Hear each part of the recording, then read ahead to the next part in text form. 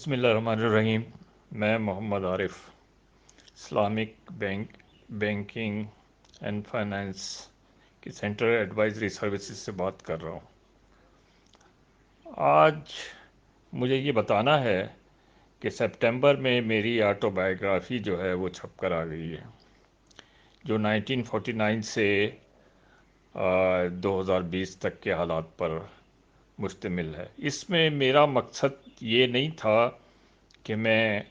اپنے آپ کو ہائی لائٹ کروں، بلکہ میرا مقصد یہ تھا کہ جو میں نے مختلف ایریاز میں کام کیے ان میں اپنے ایکسپیرینسز جو ہیں وہ لوگوں کے ساتھ شیئر کروں۔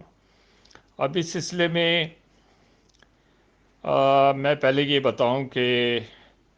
میرے والدین جو ہیں وہ انتہائی غریب خاندان سے تھے۔ میرے والد جو ہیں ایئر فورس پہ، رائل ایئر فورس میں 1942 میں بھرتی ہوئے اور پھر 1986 میں پاکستان ایئر فورس سے ریٹائر ہوئے ایز فلائٹ لیفٹیننٹ۔ وہ انجینئرنگ سائٹ پر تھے، لیکن یہ ہے کہ ہم نے ساری عمر، ہم 5 بھائی بہن جو تھے، ہم نے ایئر فورس کے کیمپوں میں گزاری، ڈھاکہ میں بھی رہے، کوہاٹ میں بھی رہے، تقریباً سارے جو ایئر فورس کے کیمپس ہیں وہاں ہم رہے، اور وہیں کے اسکولوں میں ہماری تعلیم ہوئی۔ اس میں اچھی یا بری بات جو تھی وہ یہ تھی کہ ہم کیمپوں کے جو ماحول تھے، جو کہ مخصوص لوگوں کو جہاں داخلے کی اجازت تھی، ہم اسی میں رہتے تھے۔ لیکن یہ ہے کہ پھر نوشہرہ سے میں نے گورنمنٹ کالج نوشہرہ سے انٹر کیا، اور پھر ہم کراچی آ گئے، اور ہم نے یہاں سے میں نے اپنا بی ایس سی کیا، پھر ایم اے کیا، پھر لا کیا۔ تو اس کے بعد میں اسٹیٹ بینک آ گیا، بجائے اس کے کہ میں ایئر فورس جوائن کرتا۔ اور پھر میری لیبر اور میری پولیٹیکل لائف شروع ہوئی 1971 سے، جب بھٹو صاحب آئے، اور بھٹو صاحب جو ہیں 77 تک رہے، آپ سب جانتے ہیں، اور اس دوران ہمیں بہت ایکسپیرینسز ہوئے۔ ان کی جو آج ان کا نام جو زندہ ہے وہ یہی ہے کہ انہوں نے گھٹنے نہیں ٹیکے ایک ملٹری ڈکٹیٹر کے آگے۔ لیکن یہ ہے کہ جہاں تک ان کا دور تھا اس میں انہوں نے بے شمار غلطیاں کیں،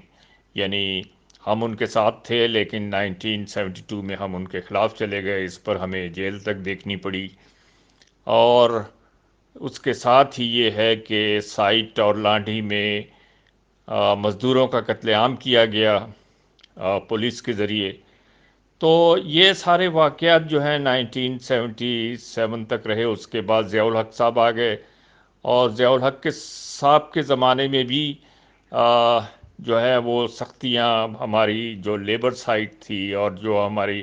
عام آدمی تھے ان کے اوپر جاری رہیں۔ اسی زمانے میں ایم کیو ایم بنی، اور مجھے یاد ہے کہ جب ایم کیو ایم کا پہلا جلسہ تھا جس میں الطاف حسین صاحب نے تقریر کی، تو انہوں نے کہا کہ صاحب ہمارے پاس آپشنز ہیں کہ ہم کس کے ساتھ جائیں، تو ہم فوج کے ساتھ جائیں گے۔ بہرحال یہ پرانی بات تھی، لیکن یہ ہے کہ اس کے بعد یہ سلسلہ چلتا رہا، قتل و غارت یہاں کراچی، حیدرآباد، پورے انٹیریئر سندھ پہ چلتی رہی۔ مشرف صاحب کا دور آیا، لیکن 1979 میں میری شادی ہو گئی، اور شادی ہونے کے بعد پھر گھریلو مصروفیات بڑھیں، تو میں نے لیبر موومنٹ اور پولیٹیکل سائٹ سے اپنے آپ کو قطع تعلق کیا، اور پھر میں ریسرچ سائٹ کی طرف آ گیا، اور کرتے کرتے پھر 2007 میں ایز ڈائریکٹر اسٹیٹ بینک سے ریٹائر ہوا۔ اور اس دوران میرے بہت ساری جو ریسرچ پیپرز ہیں وہ آ چکے تھے۔ آئی ایم ایف کے ساتھ میں نے کام کیا، ورلڈ بینک کے ساتھ کام کیا، پاکستان سپریم کورٹ کے ساتھ میں نے کام کیا۔ پھر اس کے بعد یہ ہے کہ یونائٹڈ نیشن کے ساتھ 6 مہینے میں ڈیپوٹیشن پہ رہا، اور ان کا مقصد یہ تھا یونائٹڈ نیشن کا کہ اس ایریے میں، یعنی ساؤتھ ایشیا اور ساؤتھ ایسٹ ایشیا میں جو کنٹریز ہیں ان کی انویسٹمنٹ انہی ممالک میں کی جائے، تو ہم اس ریسرچ میں شامل تھے۔ بہرحال یہ کرتے کراتے جو یہ ہے کہ، لیکن اسٹیٹ بینک میں بھی میرا یہ سلسلہ جاری رہا۔ پہلا جو بینکوں کا انٹرسٹ اسٹرکچر ہے، کائبر اور کائبڈ، یہ میں نے 2001 میں انٹروڈیوس کیا۔ اس کے بعد پاکستان کا پہلا انویسٹمنٹ بانڈ وہ میں نے کیا۔ پھر اس کے بعد اسلامک بانڈ سکوک جو ڈومیسٹک تھا 2007 میں وہ میں لایا. پھر 2008 میں میں ریٹائر ہوا اور اس کے بعد پھر میں نے عارف حبیب انویسٹمنٹ میں ایز ہیڈ آف ریسرچ کام کیا اور وہاں بھی میں نے کافی چیزیں انٹروڈیوس کروائیں اسٹاک مارکیٹ کے حوالے سے. اور پھر میں نے جب وہاں سے بھی 1 سال کے بعد 2008 میں جو اسٹاک ایکسچینج کا فال ہوا تھا اس کے بعد میں وہاں سے بھی میں ریزائن کر گیا اور پھر میں نے یونیورسٹیز میں پڑھایا اور اب 5 کتابیں جو ہیں جس میں انویسٹمنٹ بینکنگ ہے اور انویسٹمنٹ پورٹ فولیو مینجمنٹ ہے، پھر آپ کا فائنینشیل مینجمنٹ ہے، اسلامک اکنامکس ہے، فائنینشیل ڈیریویٹیوز ہیں، ان پر ٹیکسٹ بکیں لکھی وتھ پاکستان کی اسٹڈیز جو ایم بی اے میں پڑھائی جاتی ہیں.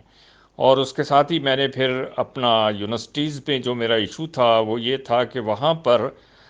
لگی بندی کتابیں پڑھائی جاتی تھی، میں اس کے خلاف تھا. بہرحال پھر یہ ہے کہ میں باہر آ گیا اور اپنا ریسرچ سینٹر میں نے کانسٹیٹیوٹ کیا